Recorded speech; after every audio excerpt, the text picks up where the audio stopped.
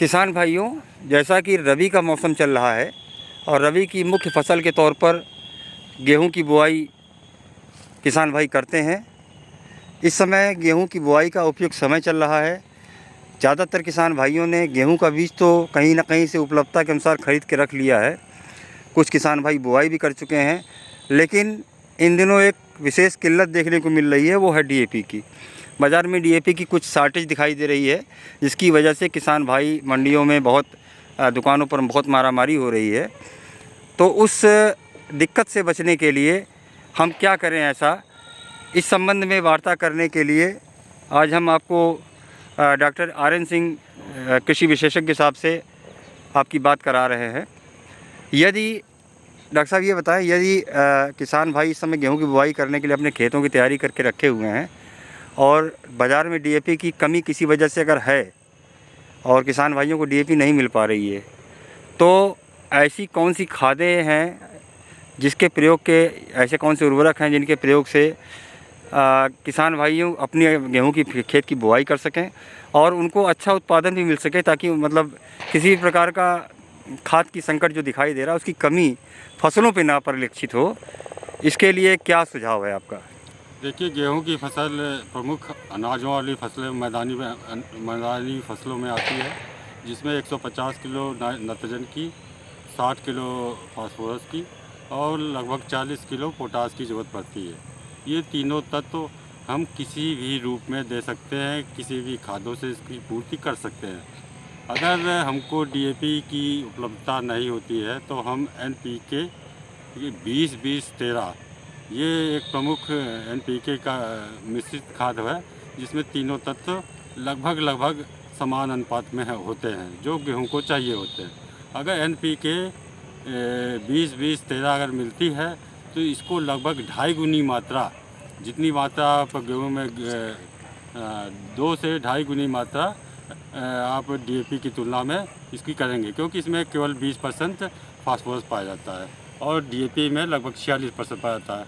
इससे 2.5 गुनी मात्रा प्रयोग करने से आपकी नाइट्रोजन, फास्फोरस और पोटास की लगभग सारी आवश्यकताएं पूरी हो जाएंगी। अगर थोड़ा पोटास की मात्रा कुछ अवशेष बचती है, अगर पोटास बाहर से दे सकते हैं तो उसको टॉप ड्रेसिंग के रूप में लगभग 30 से 35 किलो पोटास पर हेक्टेयर में एक्स्ट्रा आप टॉप ड्रेसिंग कर सकते हैं। डॉक्टर साहब, ये एनपीके का जो प्रयोग आप बता रहे हैं, इसको किस समय करना सही रहेगा? देखिए, चूँकि डीएपी वाली फसल जो होती है, फास्फोरस वाला तत्व होता है, उसको बुआई के समय जड़ों के नीचे ही प्रयोग किया जाता है। तो एनपीके में मुख्य रूप से फास्फोरस ही, जिसके लिए हम डीएपी की मारामारी चल रही है, तो हम इसको बुआई के समय ही एनपीके को पूरा डाल सकते हैं और यूरिया और पोटास को टॉप ड्रेसिंग कर सकते हैं। अच्छा डॉक्टर साहब, इनके मान लीजिए बाज़ार में एनपीके भी नहीं मिल पाती है या एनपीके किसान भाइयों को कहीं किसी इलाके में कमी देखने को मिल सकती है, तो एनपीके के अलावा और क्या विकल्प है जिसका प्रयोग किसान भाई कर सकते हैं? एनपीके के अलावा एक दूसरा विकल्प भी है, जिसको हम सिंगल सुपर फास्फेट या एसएसपी भी बोलते हैं, जिसमें फास्फोरस और सल्फ़र पाया जाता है। फास्फोरस और सल्फ़र होने के कारण इसमें नाइट्रोजन नहीं होता है, तो नाइट्रोजन को हम यूरिया के रूप में पूर्ति करते हैं, जिसको 330 किलो यूरिया और लगभग 375 किलो सिंगल सुपर फास्फेट और 75 किलो पोटास की डाल के इसकी पूर्ति हो सकती है।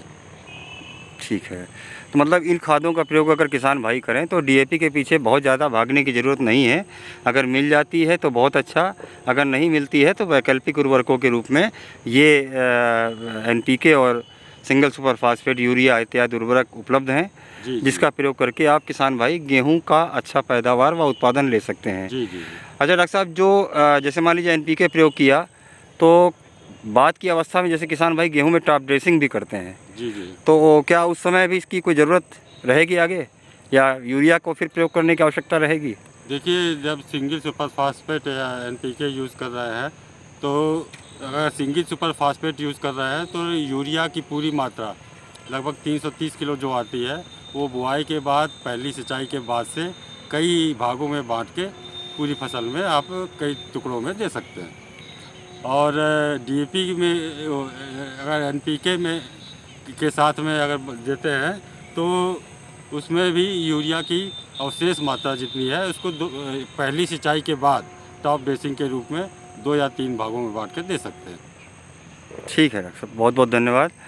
तो किसान भाइयों, हमको आशा है कि इस चैनल के माध्यम से जो जानकारी आज आपको प्रदान की गई है और डॉक्टर साहब ने जो आपको बहुमूल्य जानकारी दी है, उससे आप निश्चित तौर पर लाभान्वित होंगे। धन्यवाद। नमस्कार।